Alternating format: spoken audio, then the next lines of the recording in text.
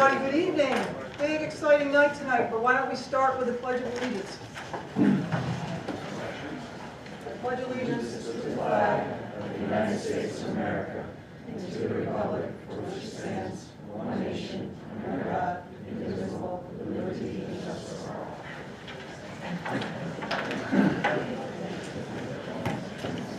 I just have one announcement. Mr. Gilbert is not here tonight. He is traveling. And with that, can I have a motion to adopt an agenda? Bob is first, Naomi is second. All in favor? Motion passes. What do you want to do? The athletes first? So, all right. So there are no tonight's a study session. There are no public comments at study session meetings. Residents may have policy questions, concerns are typically addressed by the board president. Operational questions, concerns are typically addressed by the superintendent and/or designee. So with that, I think we're still together, Jeff. Yes, thank you very much, Ms. Stevenson. So as you mentioned, we have a full house tonight. We actually pushed this back. I'm sure Mr. Coleman will talk about the reasons. It's a good reason. Our teams were still competing when we wanted to have it last time. It's been a tradition for the board to recognize our student athletes after the various seasons. So at this point, I would like to ask Mr. Coleman to come forward and offer his comments and make introductions.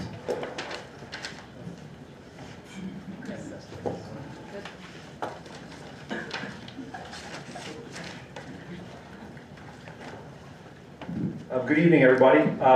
It's great to be back in a full house here and seeing all our athletes and being able to do the winter sports recognition. I just want to offer a couple of highlights before we get started.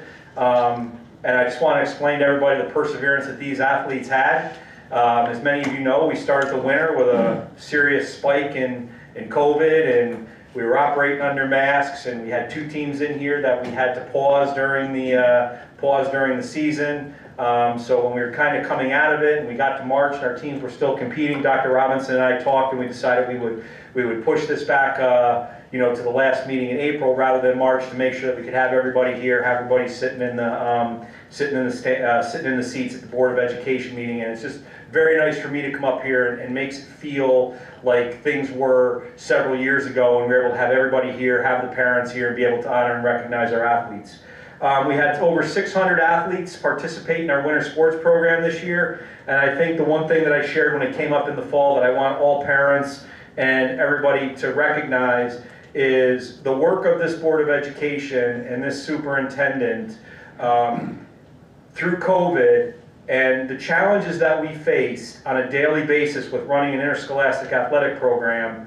When I saw colleagues in other schools struggling to get their programs off the ground and to be able to keep their kids engaged in interscholastic athletics, our motto at Shenendehowa, and specifically from the board and from Dr. Robinson, we're going to do things, they may look a little bit different, but we're going to do it, and we're going to keep pushing forward. And we were able to run camps, and we were able to run clinics, and we were able to run open gyms, and we were able to do all these things that we were able to do, which put us in a position to be successful. But more importantly, what I saw, it was an opportunity for our students to be engaged throughout what got back to being normal for them. So on behalf of all the coaches, on behalf of all the student athletes, I really just want to thank our Board of Education, our superintendent. I'd like to give them a nice round of applause for everything they've done for us. We have 5 teams. We have 5 teams we're going to be recognizing here tonight. One team could not be with us. They have a track meet tonight. Our indoor track team won their 6th, I believe, consecutive indoor track championship this year. Unfortunately, track meets for boys in the Suburban Council are on Tuesdays. They could not be here tonight. They had an outstanding season. I want to highlight Carter Kuckerstein, who wound up being a New York State champion in the short distance. At the same time, I do want to plug that next Wednesday, we have our big signing ceremony over at the high school, May 4th. We are going to be recognizing 53 student athletes who are going to be making their commitment to the collegiate, to competing in intercollegiate athletics. And Carter will be included in that group. But I do want to recognize Jason Burlingame, all our coaches, all our student athletes in the sport of indoor track and field. The first team that I'm going to bring up here is I'm going to bring up our Alpine ski team, and there's a reason why I'm going to bring them up first. So if I could have Coach Moran, Coach Burnley. A couple of our athletes come up. Nice round of applause for our...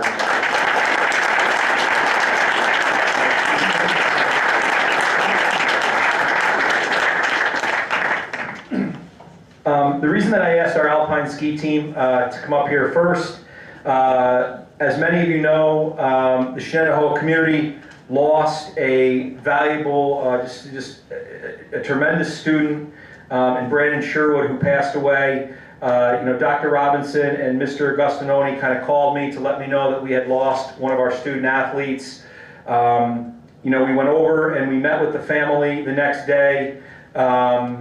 Dr. Robinson, Mr. Agostinoni I went over to meet with them. I called Coach Burnley and I said, I want you to reach out to the girls and let us know if they want to compete. I called Dr. Zayas, who's the head of the New York State Public High School Athletic Association.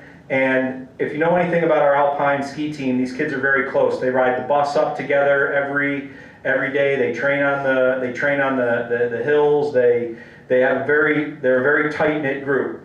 So when I called Rich, and he said to me, the girls want to compete. They want to do it in memory of Brandon. They're going to wear these green bands around them. I said, just make sure it's okay with the race directors, and they said it was. And our team went out and performed incredibly and wound up being the New York State Public High School Athletic Association champion. So incredible.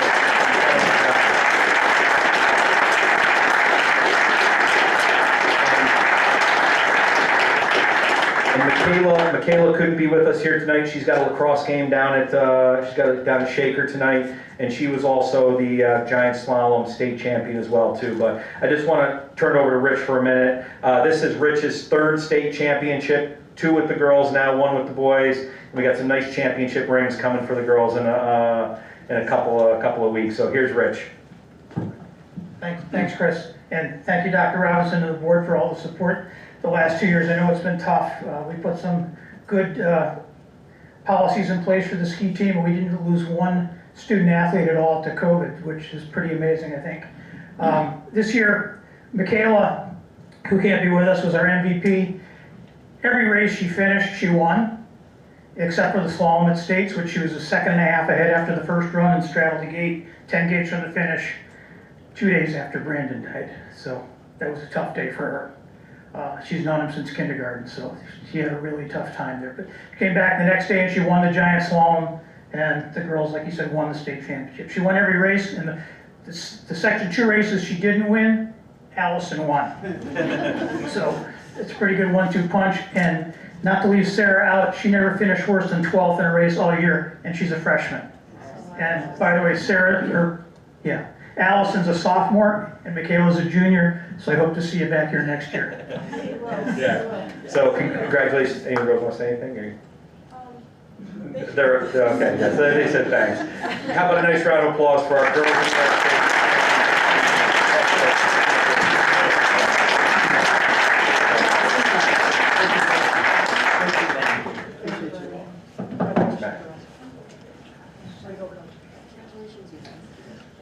We have another team which is no stranger to being here, and a coach who's no stranger to being here. It's kind of an annual rite of passage for them to be here. If you think about wrestling during COVID, it was a sport Dr. Robinson and I went back and forth with. We had Zoom meetings, him and I. We had Zoom meetings with the coaches. We had meetings with state officials about how we were going to ultimately wrestle. We were able to wrestle last year in a very condensed season, which I think was. I think Robbie would say it was a really good experience, but at the end of the day, it wasn't the experience that we normally provide for our athletes. This year, we were able to make some. We were able to bring back our tournament schedule. We were able to bring back our invitational schedule. We were able to bring back our dual meets. And once again, this team stepped up and is a sectional championship. And I wouldn't begin to know how many sectional champions this is for Rob, but I can just tell you it's an awful lot. And I know Chuck's there, and Chuck's got a lot too. And we'll get to Chuck in a second. But these two guys are kind of like the staples during the wintertime with these 2 programs that they bring up here. So I'd like to bring up our Section 2 Class A wrestling sectional championship team. Come on up, Coach Weeks.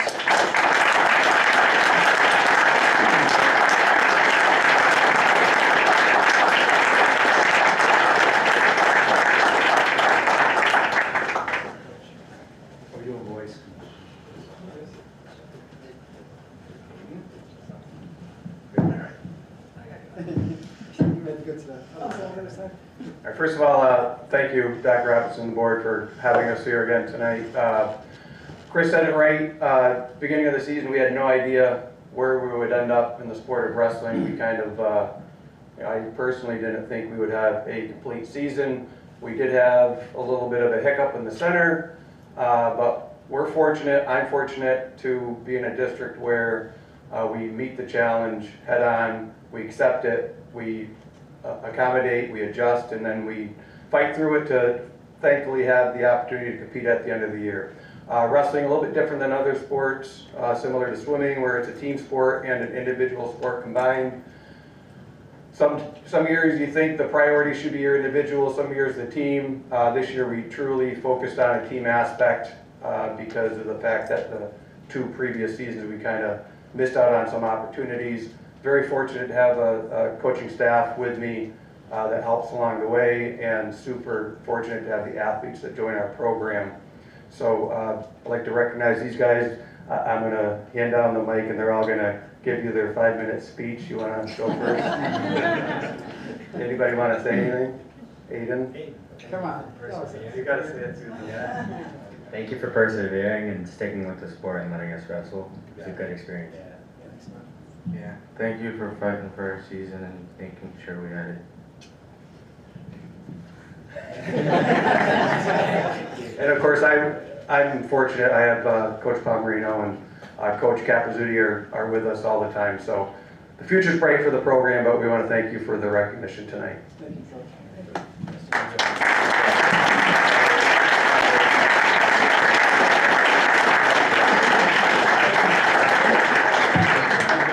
If you're ever around the wrestlers, they are the most loud, and that's very typical of our wrestlers. Very dedicated athletes.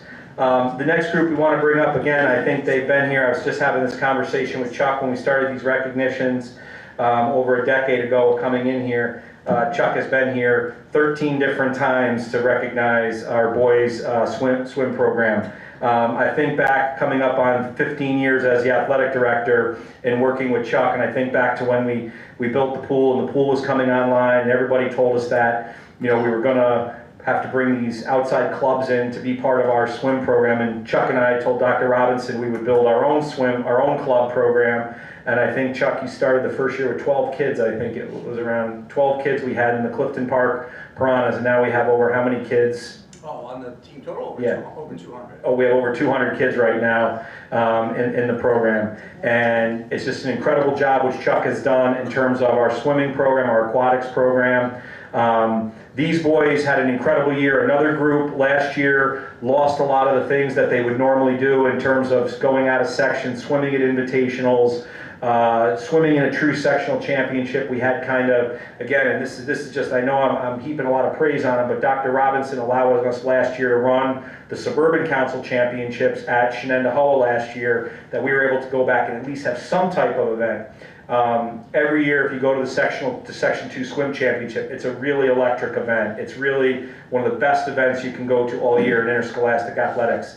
And when I walked in on the second day and just saw that electricity, and Chuck's going to talk a little bit about some of the performances we had, just the energy was it was incredible. It gives you chills just to think about it and to watch it. But so proud of this team and everything that they've done. So I'd like to bring forth the Boyce Swimming and Diving Program, and Coach Chuck Dunham, Coach Seligman, and Coach Geary. Come on up. Nice round of applause for the Section 2 champions.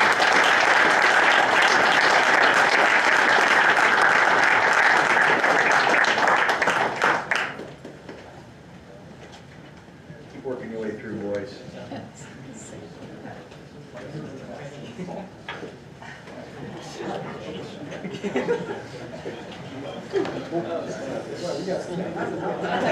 Stop right there. You guys stay right there. Split it in half. Go ahead,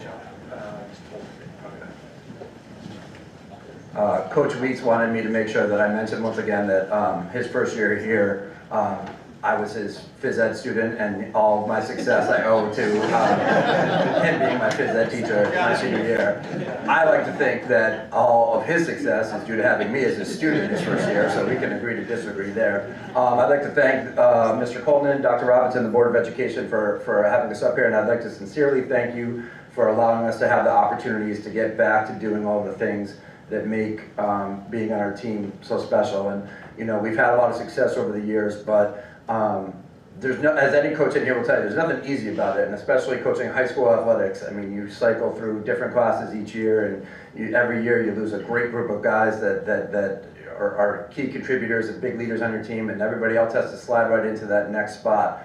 And our theme for the year was Back to the Future, which, in addition to being a great 80s movie, really kind of applied to the things that we were looking to do, which was to get back to doing all of the things that make being on a successful varsity team so special. And something as simple as having the locker rooms back and being able to have practice with one another again, and to be able to do all the things when, you know, it looked very challenging at times, but to be able to travel and have our away meet, and to be able to host our own invitational, and to be able to have, you know, a season ago our dual meets were virtual, and that's about as exciting as it sounds.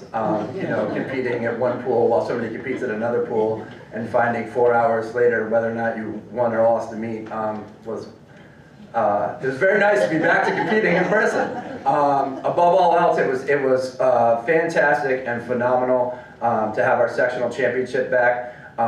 You know, one of the things that we talk about all the time and really focus on is controlling what you can control and focusing on what you can control, and not letting things that are uncontrollable. Don't spend any time worrying about those. But it's really challenging when so many of those uncontrollables play such a huge part in just your ability to be able to train. We really pride ourselves on having normally 98% team attendance. We had one day of practice this year where the entire team was there, whether it was due to injury or due to illness or whatever the case may be. We had one meet, but that one meet was sectional. So if we were going to have one meet where that was going to be the case, that's the meet where we want to have everybody together. And as Mr. Coleman alluded to, I speak for all of Section 2 when I say a sincere thank you for allowing us to have that meet and have that back, and all of the parents and coaches and athletes from other teams, and especially on behalf of our athletes and our coaching staff. It was an electric atmosphere, and I'm going to kind of use one kid I'll tell a real quick story. Where's Ethan?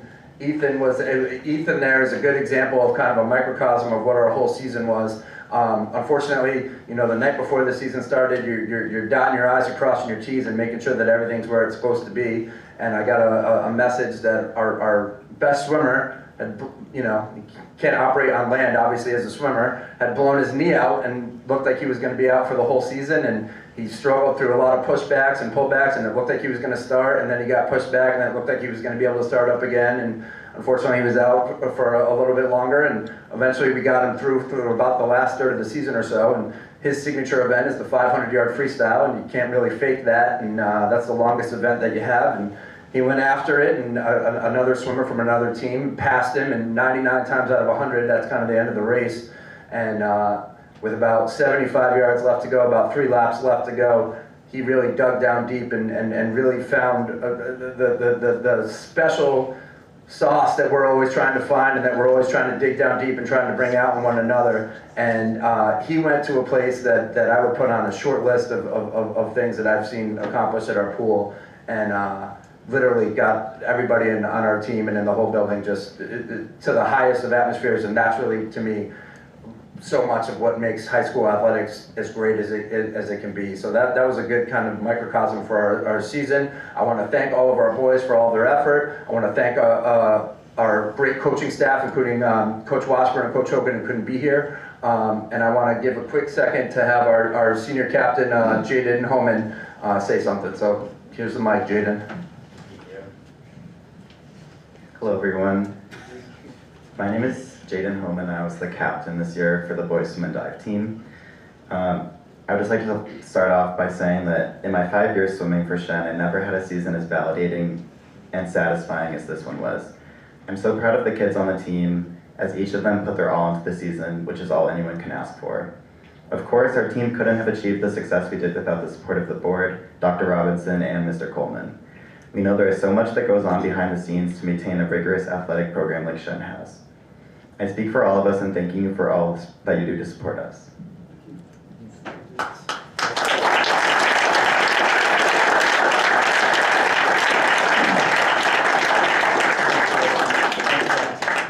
Good job, Jay.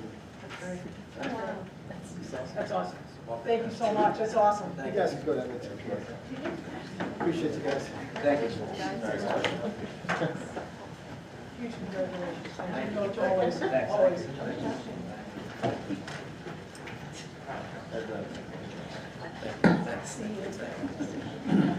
Our final team tonight, I think is one of those teams, much like wrestling, that truly had to persevere. That truly had to persevere this year. Our ice hockey team started out the season as COVID was kind of, gathering some steam around November and December. Coach De La Rocha and I would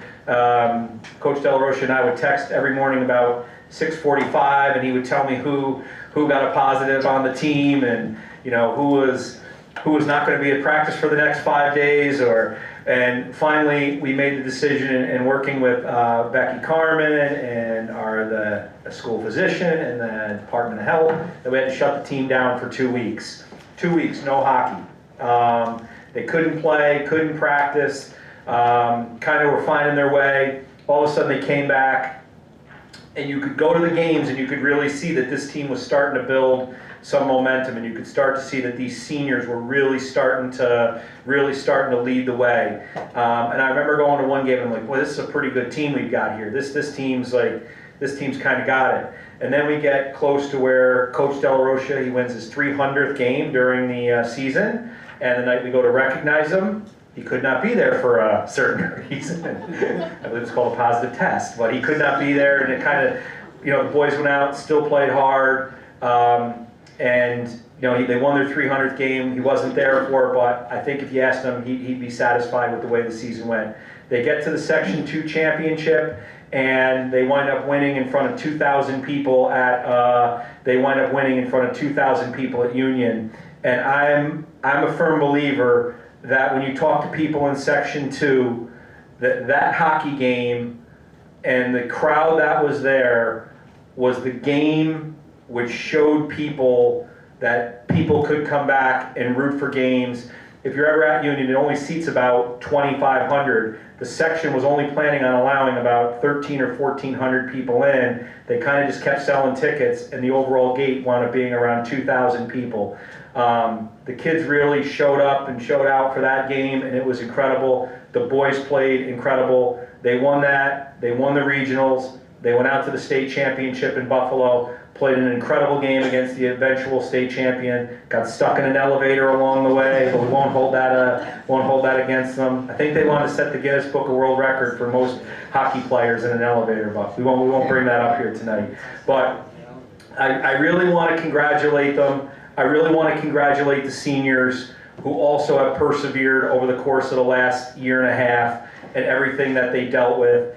And they didn't take anything for granted. And you would go in the locker room after the game, and I would always say to them, okay, they'd be like, one more game, and just the excitement you could see on their faces was just incredible. And I want to congratulate Coach De La Rocha, Coach Carl, Coach Magaletta, all our seniors and all our hockey players on a great season. Come on up to our Section 2 regional New York State regional champion boys hockey team. Come on up, boys.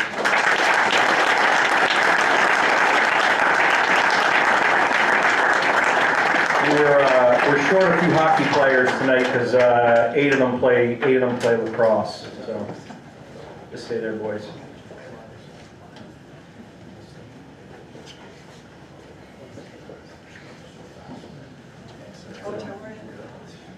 And here is Coach De La Rocha. Well, thank you guys very much for having us here. Thank you, Dr. Robinson, board members, and people in the back. It has been a few years since we've been here, and I'm super proud to stand here as a member of this team. There's just nothing but pride from this year, and a lot of that is just what this group of young men exemplified every single day that they came to the rink. Mr. Cullen went over a basic summary of our season. We started at a low point, and at the end of December, we were 1-7-1, and we've never, as a program, gotten off to that slow of a start. And we normally schedule all of our non-league games in the early part of the year, so and we build it so it's a challenge, and we could learn about ourselves as we get ready for our league opponents. But in there, we know we had some games that we let slip away. We played a lot of games with not a complete lineup, and so we had to fight through a lot of adversity early on. The one game that we won in the early part of the season was a game that we probably should have had in the bag early on in the game, but we were chasing it from behind the whole time. You know, in reflecting back, that game symbolized who our team was and how our season was going to go. We go down 1-0, 2-0. We're just kind of looking at each other at what is going on. Normally, I've coached a lot of hockey players in the past, and you'd see a tendency to give up or to get frustrated. But this group of players never did that. They just keep fighting, clawing their way back in. So fast forward to the third period, there's 7 minutes left. That's not a lot of time, and we're down 5-2. We score a goal, it's 5-3. Next thing you know, there's only 2 minutes left. We pull the goalie, we score again, it's 5-4. Now we're like less than a minute left, we score again. And if all that drama wasn't enough, we decide to score one more time with 2 seconds left to win the game in regulation. And I was pulling my hair out. People were going bananas in the stands, and I was super proud of them. But what I didn't realize is that was just going to keep playing out all season long. To go from 1-7-1 to find yourself in the Final Four was pretty impressive, and they did that by winning 12 games in a row in the month of January. They just never gave up. And so, you know, as we stand here, we can. It made me proud because I knew their efforts and what they displayed throughout the season made our community and our school proud. So again, I just want to thank all of you for recognizing us tonight. It was a huge achievement. It's too bad that we couldn't all be here. There's a lot of key members of our team that aren't here, but at the same time, I'm proud to say that they can't be here because they're playing a lacrosse game. We had a lot of two-sport athletes and three-sport athletes, which is a big part of, I think, a big part of our success as well. So, thank you guys again for having us. Anybody else have anything to say? One highlight I'd like to say as I glance down to my left, something that never happened to us this year at the beginning of our magical run through the playoffs, and we were in our semifinal game, and again, we were trying to find our way, getting into our groove, and Nolan Sullivan found himself in a situation where he was 1 against 2. He snuck by the 2 players, wound up getting pulled back onto his seat.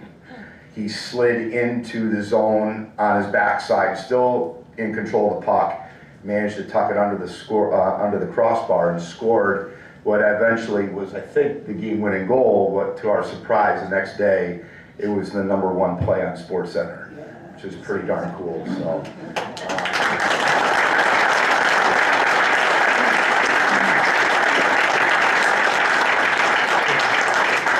It was a tremendous individual accomplishment, but the sense of pride that all of our kids and our school felt the next day, just being recognized by a play and just putting our program on the map, it was just something that was the start of a very memorable ending to an amazing season.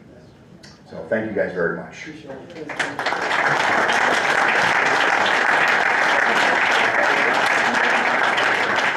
Thanks to our hockey team. Just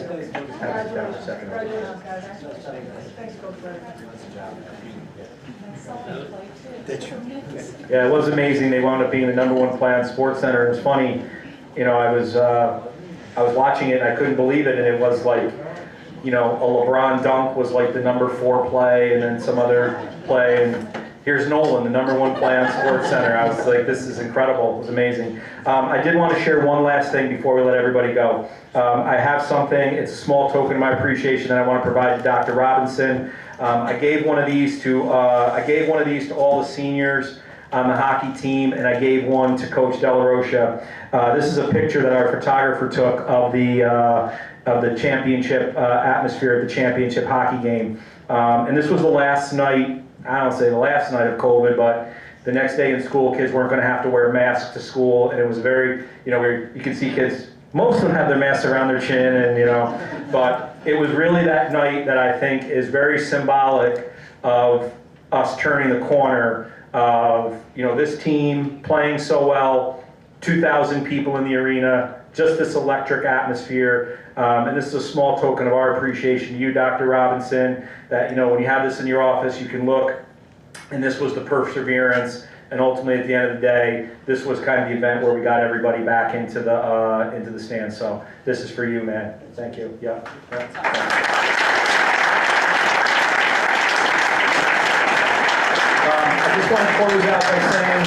I just want to close out by saying, the way I started, I can't thank the people in this room who sit around this table for the tough decisions that they have to make. It's an incredibly challenging job to be on the Board of Education, to be the superintendent of schools, to allow an athletic program to keep fighting during COVID and do all the things that they allow us to do. To our student athletes for their perseverance throughout the winter, even the student athletes who aren't here. What makes Shen a great place to work and go to school is just the perseverance that everybody showed this winter. It was truly characteristic of what makes this such a great place and such a great school district. I want to congratulate all our seniors, especially on all their efforts. Can't thank them enough for what they did this year and the way that they led their teammates through what was really the last 2 years of some really challenging, difficult times. So on behalf of myself and all the coaches, thank you to all our seniors. I just want to wrap it up by saying we look forward to seeing everybody. In the spring, and it was a great winter. And thanks for your support. Okay. Yep.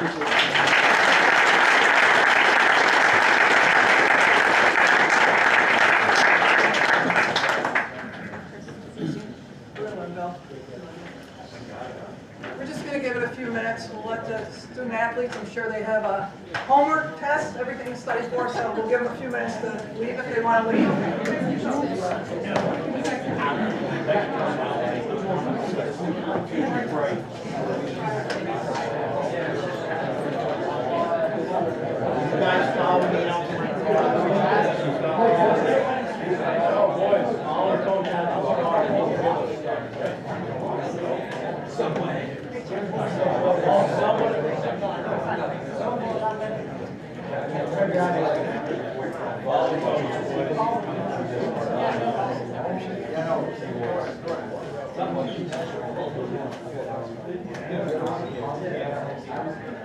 So as everybody's walking out, oh, hey Olivia.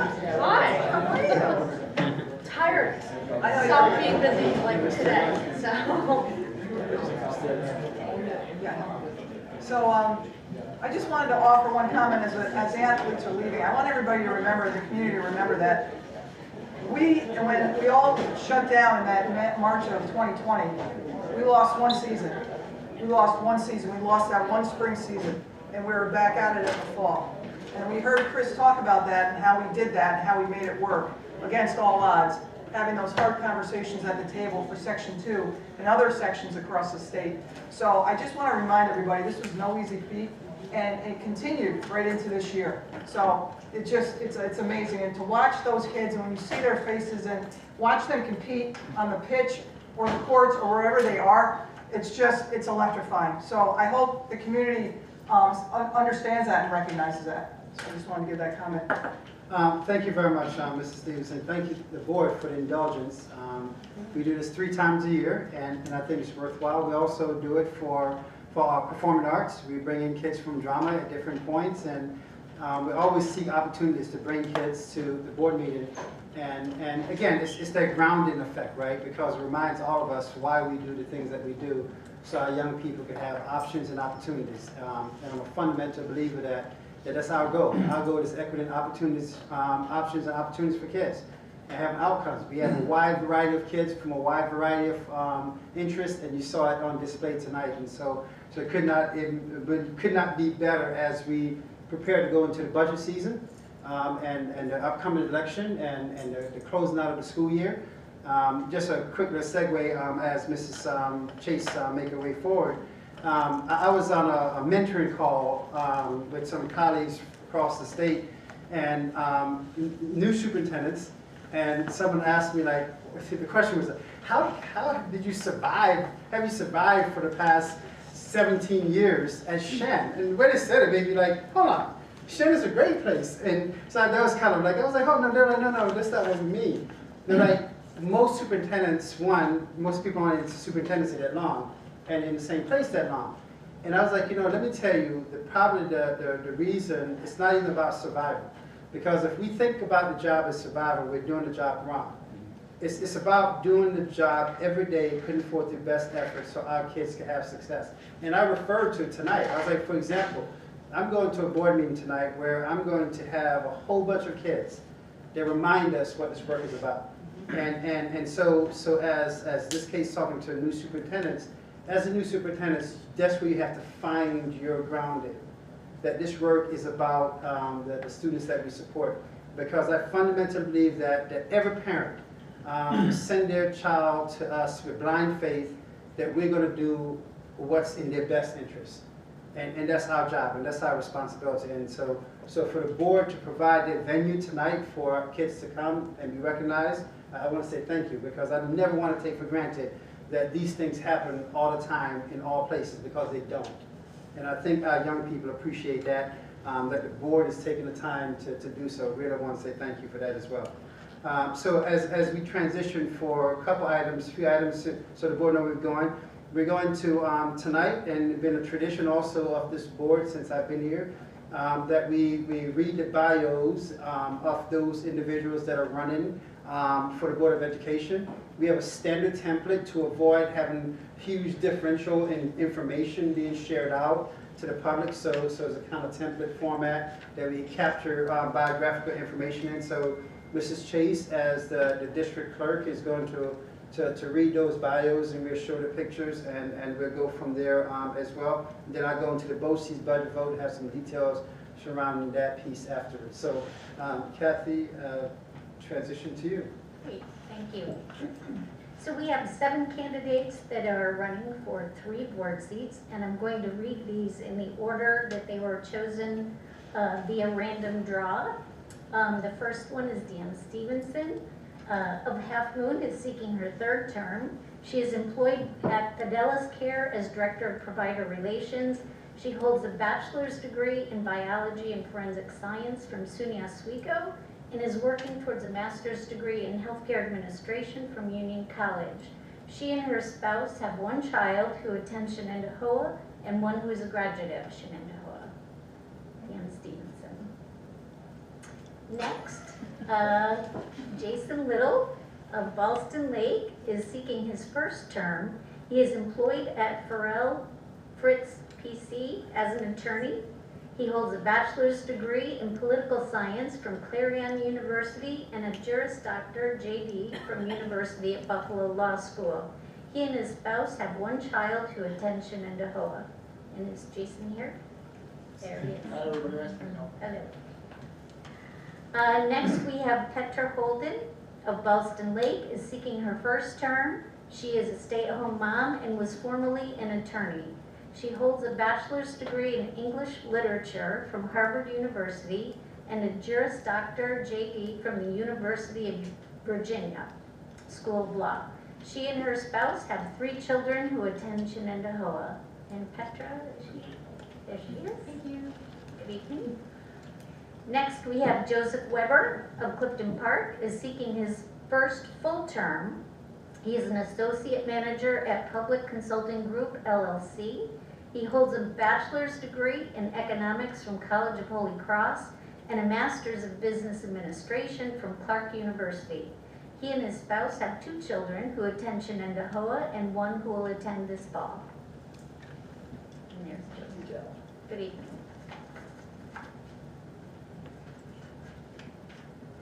Next, we have Tom Templeton of Clifton Park, is seeking his 1st term. He's the owner, psychotherapist at Templeton Mental Health Consulting, PLLC. He holds a bachelor's degree in history and psychology from Seon College. and a master's degree in education and community mental health counseling from the College of St. Rose. He and his wife have 2 children who will attend Shenendehowa. Is Tom here tonight? Tom's not. Tom's actually on a plane back from California. He was attending a wedding out there. Okay.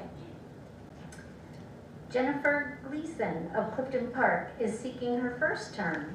She retired from an appointed position with the New York State Office of Legal Services and was formerly a legislative advocate and lobbyist. She holds a bachelor's degree from John Carroll University in political science and engineering. She has 2 children who attend Shenendehowa.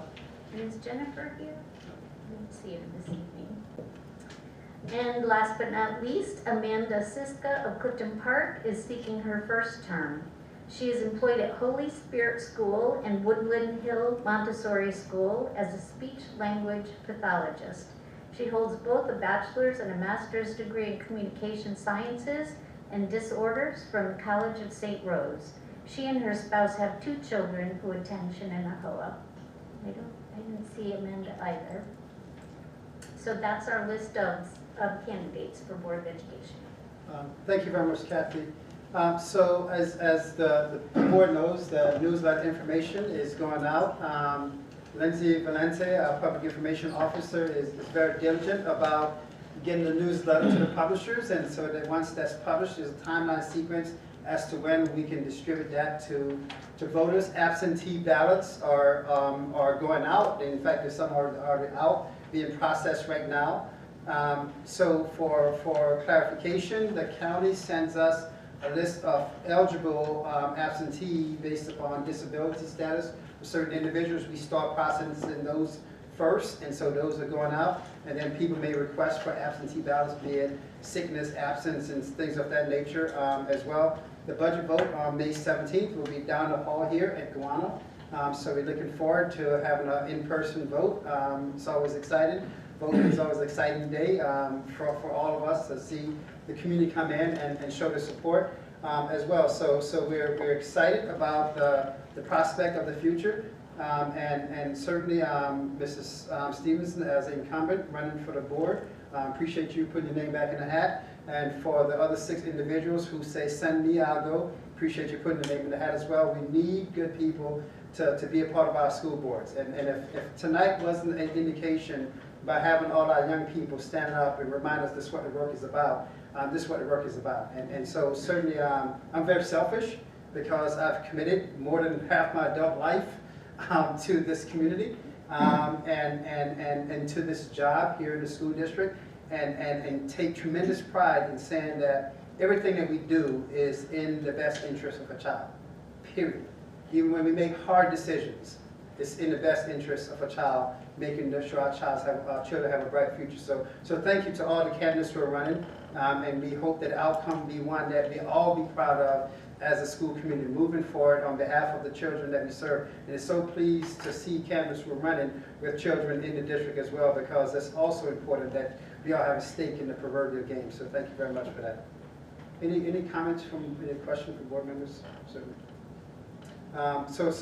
Just to continue, it's a technicality, and I just want to highlight that technicality real quick here. So the Boces, the Board of Cooperative Education, we're a member of the Boces, and technically the Boces vote is tomorrow by statute, which is always weird, right? Because our board meetings on a Tuesday, we have to have a special meeting. So tomorrow at 6:30, it's going to be the shortest board meeting in history. It's a virtual meeting, and board members will come on, and they're simply going to act on 2 actions.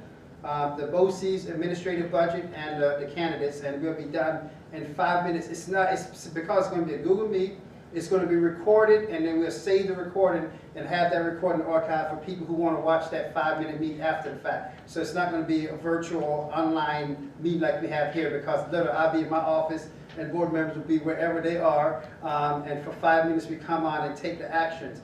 Tonight, however, I'm going to spend a few minutes just to walk through the items that the board will be acting on, so individuals who may not see tomorrow, they can certainly see what the board will be acting on tonight. So the instructions are pretty straightforward, and I know Mrs.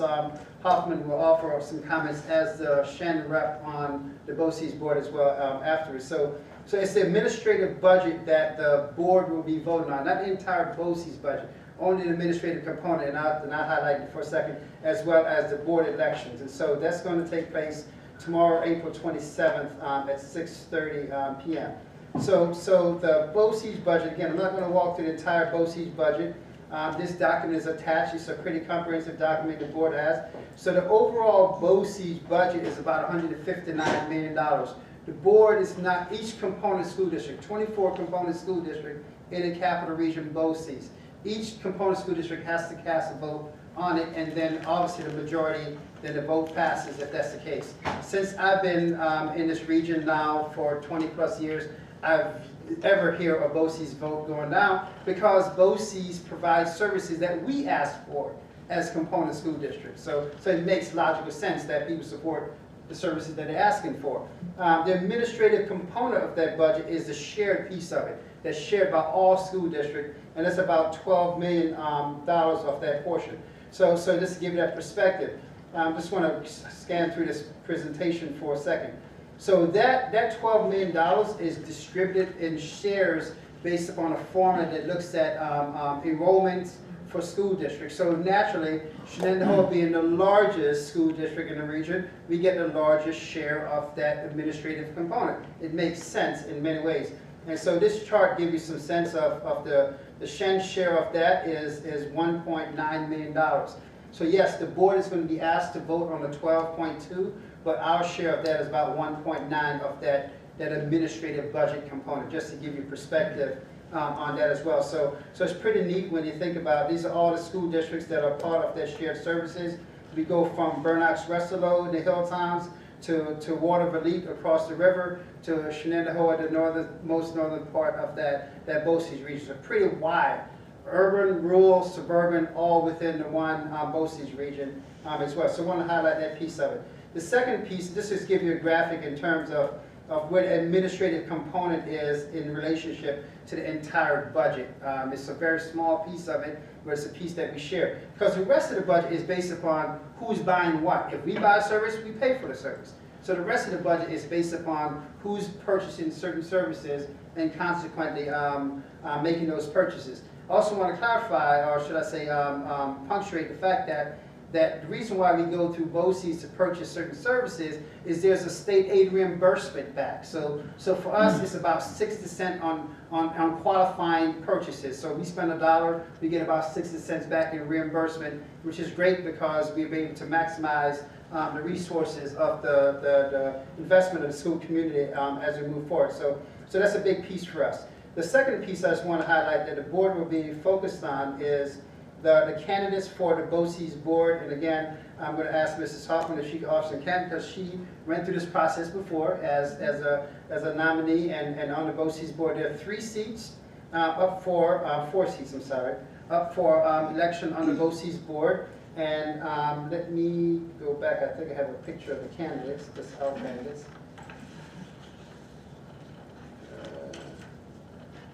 Let me do this. Boces candidates. So these are the individuals that are running. Let's see this thing I had before. I think they're pictures.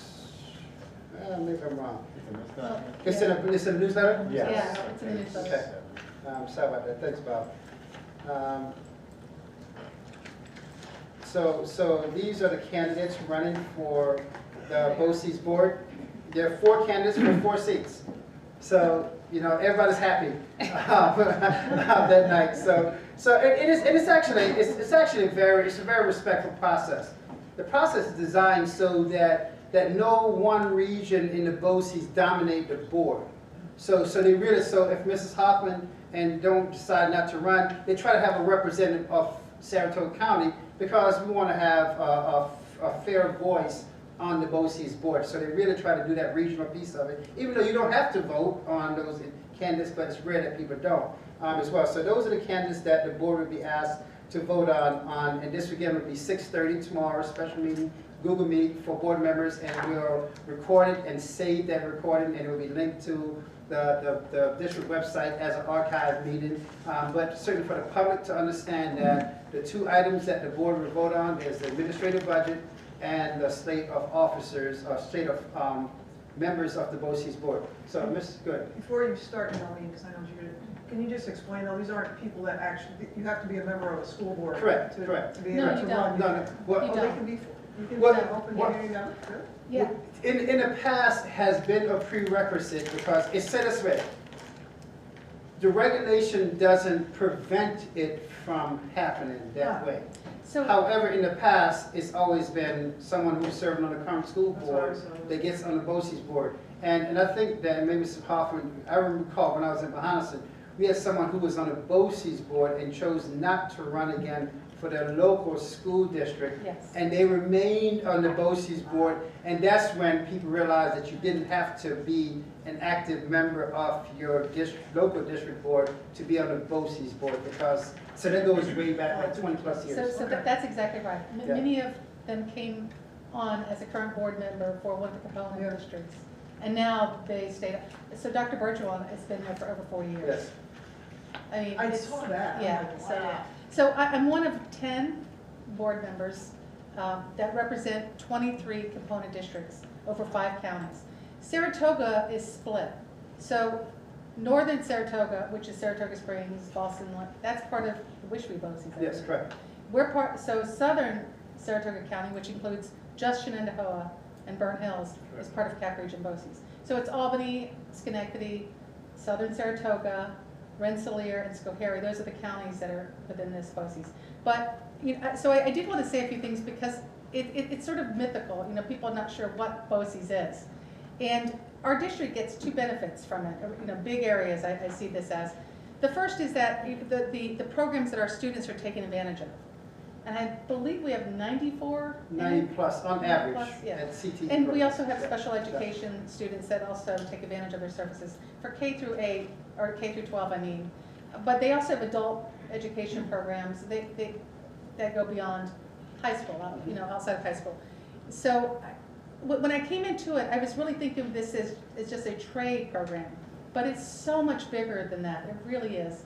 And I was really inspired by a student, but before I say that, before I share his story, and I really wanted to do that tonight, it's almost like a shout out too, an opportunity to brag about one of our students. But I wanted to also share that, so there's the programs, it's really innovative, hands-on learning. And so it gives students options to try their hand at a trade or an area before they really commit to it for college. It doesn't mean they will not go on to college. In fact, the student I'm going to talk about is going on to college. So but they have options. And I can't think of a better way to learn something, I mean, genuinely learn it, than they have an opportunity to do it, you know, hands-on learning. And their programs. Is that part of the New Visions, or is New Visions another? It's across the board. That's across? Yeah, New Visions yeah. are part of it. Okay. correct. But, so some of the programs are, you know, culinary arts, there's automotive programs, there's criminal justice, there's networking, I mean, there's so many. And these programs we don't have to offer here because they're there, and our students can take advantage of them. So there's a real benefit to that. And then there's the other side of it, and those are the services, you know, especially IT services. We, through NARIC, which is part of Cap Region BOCES, we take advantage of whether it's training, it could be the equity training too, we get that, the PD training through BOCES as well. They offer a lot of services. There are some services we don't take advantage of, but there are many that we do. And so Dr. Robinson, he did explain it very well as far as how our fee is computed. But with that fee, it's reduced when other districts also take advantage of BOCES services. And there's 33 other districts Non-component. outside of that take advantage of these programs, and because they're doing that, it brings the cost down for us. And so that's something that I don't think that is said enough. So I have to tell you about the student. At Lobby Day, the student was there speaking. They had several students talking about different programs, whether it was cosmetology or earth moving. I don't remember exactly the name of some of these fields. But they had 4 or 5 students that had well-prepared speeches. One was one of our seniors and blew me away.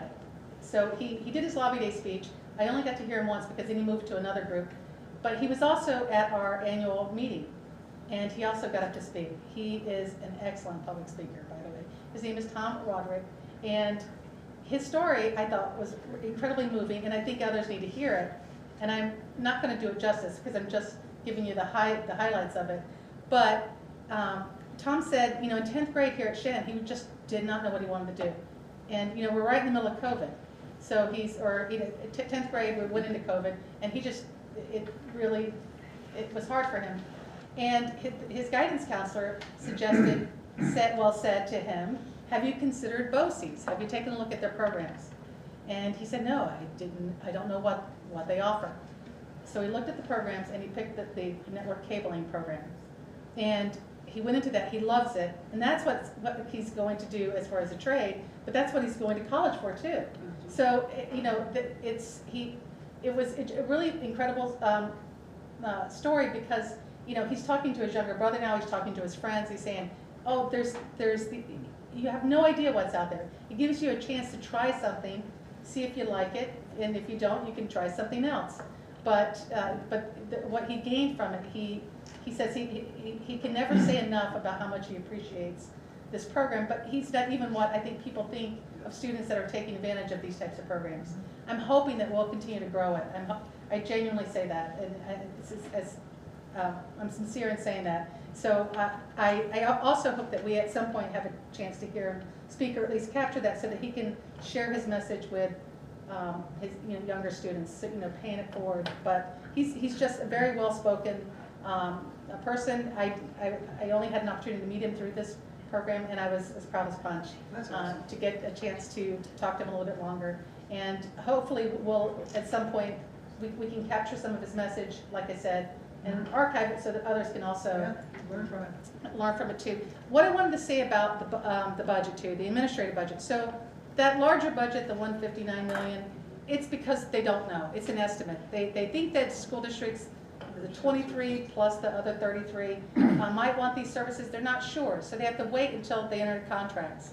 And if they do, then that sort of happens. What they have to nail down and get approval on is the capital budget. That budget and the administrative budget. And as you know, they're building buildings, their program's expanding.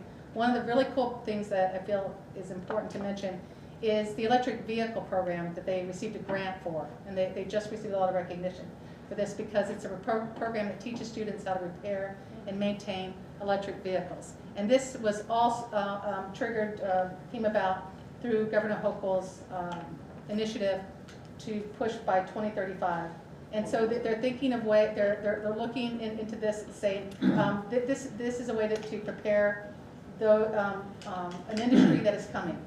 And that is one of the things that Boces does. It looks at the workforce, it looks at the needs out there, and it addresses them. So I think I wanted to share that. But in that capital budget, it's $12 million, and that's a lot of money. But 65% of it is retiree expenditures because New York State law requires that they capture that in the budget. The rest of it is operating and costs, and that represents 21 FTEs. And it's actually lower this year than it was last year, even though the program has grown. So even though we're looking at 3.4% increase, doesn't really. That's more retiree expenses, and mostly in the capital budget, not in the operating budget. So they do a really good job at managing this program. They're growing the program. It's just a great group of people. It's a great program, and I hope that. I'm talking about it tonight. I thought I can't pass up talking about it tonight. I'm very excited about it, but hopefully will there be more opportunities to share this with our students so that more can take advantage of it. Partnership, high school partnership? I did. I I wrote missed up. that, that's the one I missed. Yeah, yes, All right. that was right. yesterday. Yeah. Yeah, it was. Yeah. Anyway, I thank you for giving me the time to talk about that. I also emphasize it's $8. So, I look between the time I've been on this board, it's ranged between 48 cents on the dollar back to 53 cents. You were saying 60 cents. You can't get that value any other way. It's just an incredible value. It's a great program. Does it act like a consortium too? There's certain consortium services that have, for instance, they have a health Yes. health insurance prescription drug consortium that runs through the Boces. Yeah, I think in this report, they've so far, because of that initiative, I think they say it's in the millions of That's a dollars. pretty significant amount of It's a savings. significant amount of savings because of that. 80 million? Am I Economies of scale and It's a lot. scope. Comes It's right huge. back to it. And those candidates, by the way, they're voted only on by the component boards, not by the general public, not like this board is voted by the general public. And there is one new board member coming in. 3 are incumbents, and 1 new one is coming in. I believe that's representing Mahanas. Should we select the comment? I think it's that, yes. So, but So again, I want to make sure that the board has good information. It's attached to the agenda, obviously, because tomorrow's meeting will be pretty short. It's yes, or yes, or yes, or yes, or yes. So it'll be a pretty short meeting, but we'll capture that. But again, I want to make sure that the public understand that information is shared and discussed, and the board has. In fact, the board has, the brochure has been out for a while now, the board members here, but the link is there for information as well, so thank you for that. Just to transition, the next item is, and there's no action on it, the board meeting dates as we plan forward. This is always a piece, and I just want to highlight something, because every year the special meeting of the Boces board always comes up. This year, ironically, the special meeting of the Boces board is going to be earlier, on the 19th, and so it's on our schedule now. So April, we're going to have our first meeting, the April 4th meeting, we have a special meeting, and we have a study session meeting. So I want to put it on the calendar early, and hopefully they don't change it for that purposes. So that's that. The second piece I want to highlight on the draft board calendar is the Nisba Conference. As you know, Nisba Conference was geared up this past year to go to New York City, but was canceled as a result of COVID and staffing and hotels and things of that nature. So next year will be in Syracuse. So just want to put that on the agenda of board members early. So just the draft schedule. We try to mimic the dates from year to year as much as we can, recognize that sometimes there are conflicts because of how holidays may shift and things of that nature. So it's there for you, and once we get a chance to review, we'll come back and approve that at the June meeting as well, so we have that schedule solidified. Because there's so many things that we plan around the Board of Education schedule, from payments of bills to all those other cycles, the operational cycles that happen, that the action item that the board takes at its meeting. So just want to put it out so you have that meeting scheduled for next year at your for your review, and then we'll act on it at the May meeting. Fair enough? Yeah. And the last thing I wanted to share with the board, that was it. Before we have the 2 action, I just wanted us to put a little context. As the board knows, this past year, last state budget, to the surprise of many school districts across the state, funds were available for pre-K. And for us as Shannon, we're trying to get some K money, but yet we got pre-K money. And we struggled, like many school districts across the state, to use the funds because many pre-K places were shut down. And so we couldn't even use the funds. And so even this year, we went through RFP process, and a lot of places, you have to be eligible under Office of OCFS, Children and Family Services. So it's just not every mom and papa shop place, right? So certified, and we're struggling now to try to get local providers, because many cases it's a capacity issue, space capacity issue, staffing capacity issue. So that's still very much a reality for some of our providers. So right now we're anticipating that you may again hear of other approvals. We're going to try to get to a rolling process. So we're going to have this RFP go back out again, and if we get more providers, because the bottom line, we want to use the funds to help families offset some of those pre-K costs. And so what you see here is our first RFP. Basically, we know all the certified eligible providers within the Shen district. We sent it and asked them to respond. What you see is who responded, not a lot. And then we're going to keep that process going, because there's nothing that says that the program has to start in September. Ideally, we want it to start in September, but there's nothing that says it has to start in September. So you may very well see again at some point in May or June coming back with pre-K providers. And that's the reason why I'm sharing it. If you say, I thought we already approved some, we're trying to get more providers so we can maximize the resources. So those are the 2 action items. That's one of the 2 action items. The second action item, last board meeting, I shared with the board that federal funds is flowing through the county. And as the county tried to ensure that those federal funds related to COVID are expended, we have submitted a series of expenditures. And this is the memorandum of agreement that goes with that we are agreeing with the county for their process, because the county does all the purchasing, the county does all the reimbursement. So this memorandum of agreement, we're agreeing with that piece of it. It's gone through the county legal folks, and so now this is the final version of it that the board is going to be authorizing, and I'll sign a version of this tomorrow and send to them. And once that triggers, then we can start getting reimbursement back for certain costs, as well as certain items that we're looking to purchase. That process we start, because we really try to get ahead of the supply chain issues as much as we can by getting all these things in the hopper early, so hopefully by summertime we start getting more supplies in. And again, it's a very specific target on certain type of COVID related type expenditures and supplies, so we want to maximize those resources as well. So those are the two RFPs, just to give some further context for the board. So Madam President, thank you for the indulgence. So the two action items that Dr. Robinson just talked about, take on. So the approval of the pre-K providers, can I get a motion? Bob is first, Gus is second. Any comments or questions? Just one question. For this first tranche, how much of the total available funds does this cover? Kathy, do you have that offhand? Not a lot. I think we, in fact, I would say like 220 grand. so probably about a third or fourth of it.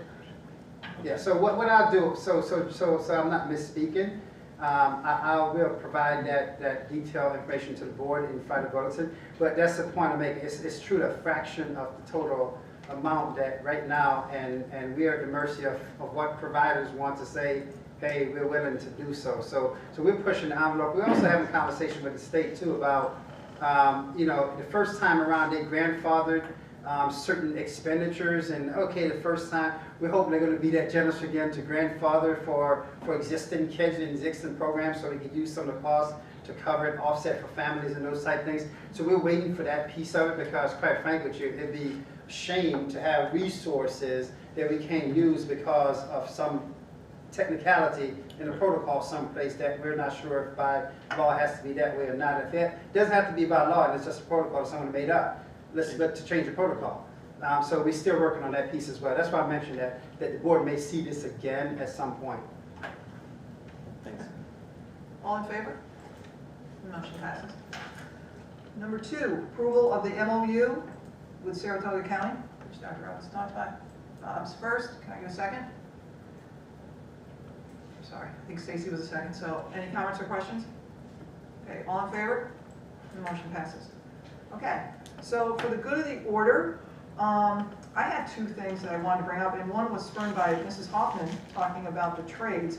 And we talk, for Shen, we talk about the 21st century student, we talk about the graduation process, we talk about the culmination of graduation and what that means.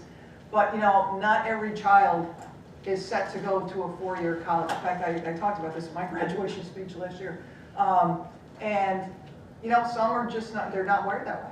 Some will do a 2-year, some will go right into the workforce, and some will go into the trades. And I can't tell you, look around us, right? How hard is it to get a contractor right now? A plumber, an electrician, right? So, thank you for that, and we certainly need to really talk more about it. So, that was my number 1 piece. Any comments or questions on that? Yeah, you're right, partnership is working on that. They did something earlier this year. They had journalism students interview CTE students at the various programs that we have at Shen. And then they had Boces record interviews with students at Boces, like the criminal justice, et cetera. And then they put those in a Shencast and put them out there, shared them with the students. I think the counselors are too, but I'm not 100% sure, how they're doing it. But I know that they're taking multiple approaches to letting students know what their options are. Well, how we I'm don't- looking we over don't there start because talking I know about your wife is counseling. They're the best.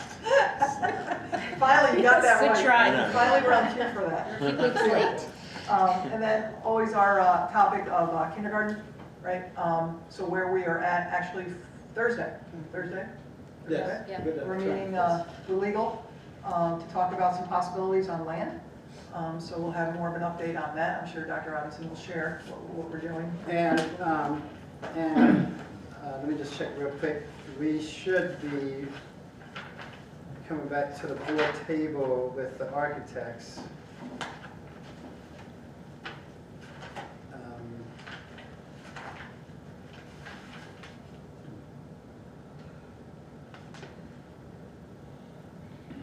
It was after the vote. Yeah, wasn't yeah, it? it's Yeah, the, I after think the it's the May 24th Yeah, meeting. exactly. The architects are in the process of working on a feasibility study.